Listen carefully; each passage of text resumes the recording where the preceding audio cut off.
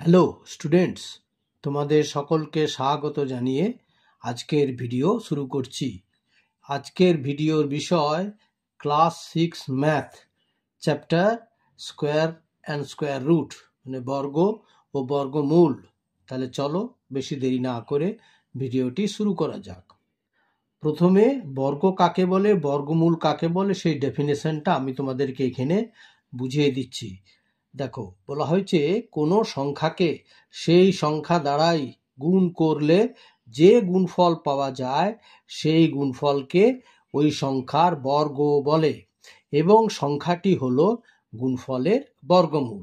যেমন 5কে 5 দ্বারা গুণ করলে গুণফল হবে 5 গুণিত 5 সমান 25। অতএব 25 হলো 5-এর বর্গ এবং 5 হলো 25-এর বর্গমূল। বর্গ বোঝানোর জন্যে কোনো সংখ্যার ডান দিকে ওপরে ছোট করে 2 লেখা হয়। যেমন 5-এর বর্গ বোঝানোর জন্যে লেখা হয় 5-এর ডান দিকে মাথার উপরে 2 বসালাম, হলো 5 স্কোয়ার। হ্যাঁ, আবার বর্গমূলের চিহ্ন হলো এই যে, ঠিক আছে।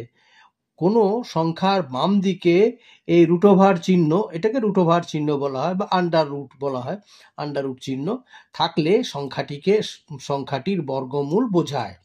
যেমন রুট ওভার 64 হলো 64-র বর্গমূল। আচ্ছা, এইবারে যেমন রুট ওভার 64 হলো 64 বর্গমূল, এই যে সাইন দিয়ে বুঝিয়ে দিলাম। এবারে পূর্ণ বর্গ সংখ্যা কাকে বলে? কোনো সংখ্যার বর্গমূল পূর্ণ সংখ্যা হলে সেই সংখ্যাটিকে পূর্ণ বর্গ সংখ্যা বলে। যেমন 100 হলো একটি পূর্ণ বর্গ সংখ্যা, কারণ রুট ওভার 100 সমান হচ্ছে 10 গুণিত 10, 10 10 100, তার মানে তার বর্গমূল হলো 10। তাহলে এটি একটি পূর্ণ সংখ্যা, তাই 100 হলো পূর্ণ বর্গ সংখ্যা। কোনো পূর্ণবর্গ সংখ্যার একক স্থানীয় অঙ্ক 0, 1, 4, 5, 6 বা 9 হবে। কোনো পূর্ণবর্গ সংখ্যার একক স্থানীয় অঙ্ক কিন্তু 2, 3, 7 বা 8 হতে পারে না। আচ্ছা, চলো তোমাদের দুটো পদ্ধতিতে বর্গমূল নির্ণয় করা সেটা আমরা এখানে দেখিয়ে দিচ্ছি। উৎপাদকের সাহায্যে বর্গমূল নির্ণয়। 1 নম্বরে অঙ্কটি দেওয়া হয়েছে 13225। একে উৎপাদকের সাহায্যে কিভাবে বর্গমূল করা হচ্ছে দেখো। প্রথমে সংখ্যাটিকে মৌলিক উৎপাদকে ভেঙে নিতে হবে, ঠিক আছে। ভাঙা মানে মৌলিক উৎপাদকে ভেঙে নিতে হবে। এইখানে 13225 এই সংখ্যাটি দেখো 2 দিয়ে যায় না, 3 দিয়ে যায় না, 4 দিয়ে যায় না, 5 দিয়ে ভাগ যায়। তাহলে 13225কে 5 দিয়ে ভাগ করলে হবে 2645। এটাকেও আবার 5 দিয়ে ভাঙা যায়। তাহলে 2645কে 5 দিয়ে ভাগ করলে হবে 529। এবারে 529টা কেবলমাত্র 23কে দিয়ে ভাঙা যায়, মানে 23কে ভাঙলে হবে 23, বাস। তাহলে কি হলো 13225 সমান হবে 5 গুণিত 5 গুণিত 23 গুণিত 23। এইবারে 13, এই যে এটার রুট ওভার চিহ্ন বসালাম, মানে বর্গমূলের চিহ্ন বসালাম, সমান কি হলো ওরকম under root 5 into 5 into 23 into 23 সমান under root 5 square into 23 square. অতএব রুট ওভার 13225 সমান 5 গুণিত 2, রুট ওভার চিহ্নটা উঠে যাবে আর 2গুলো উঠে যাবে, রইবে কি না 5 ইন্টু 23 সমান এটাকে গুণ করলে হবে 115। আচ্ছা, এইবারে ভাগ পদ্ধতিতে একটা বর্গমূল নির্ণয়। আচ্ছা, ভাগ পদ্ধতিতে বর্গমূল নির্ণয়ের পদ্ধতি হলো, দেখো এখানে 1 2 3 4 5টা সংখ্যা আছে, ঠিক আছে। আবার বলে দিচ্ছি 1 2 3 4 5টা।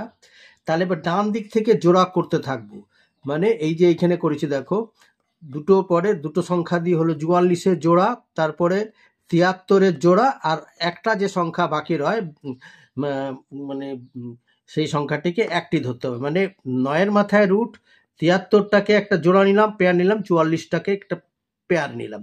কিন্তু সবসময় আমরা এই পেয়ারগুলোকে ডান দিকের সংখ্যা থেকে ধরবো, দুটো দুটো করে।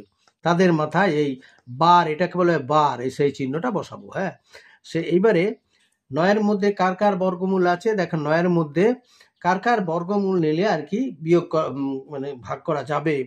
3-এর বর্গ হচ্ছে 9, 9কে 9 থেকে বিয়োগ করা যাবে। আবার বলে দিচ্ছি 3-এর বর্গ হচ্ছে 9, সেই 9টা এখানে বসলো, 9 থেকে 9 বিয়োগ গেল, কিছু থাকলো না। পরবর্তী যে 73 পেয়ারটা, সে 73টাকে এখানে আনা হলো।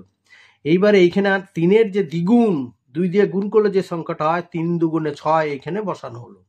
এইবারে 6-এর পাশে 1, 2, 3 নিয়ে দেখতে হবে যে বিয়োগ করা যায় কি না। তাহলে এখানে দেখো 2 দিলে 124 হয়ে যাবে, যায় না, 1 দিয়েই বসালাম। এখানেও 1, এখানেও 1, 6-এর পাশে 1, এখানেও 1, 3-এর পাশে 1, তাহলে 61কে 1 দিয়ে গুণ করলে হবে 61, বিয়োগ করলে হবে 1 আর 2 এ 3 আর 6 আর 1 এ 7, 12 থাকে।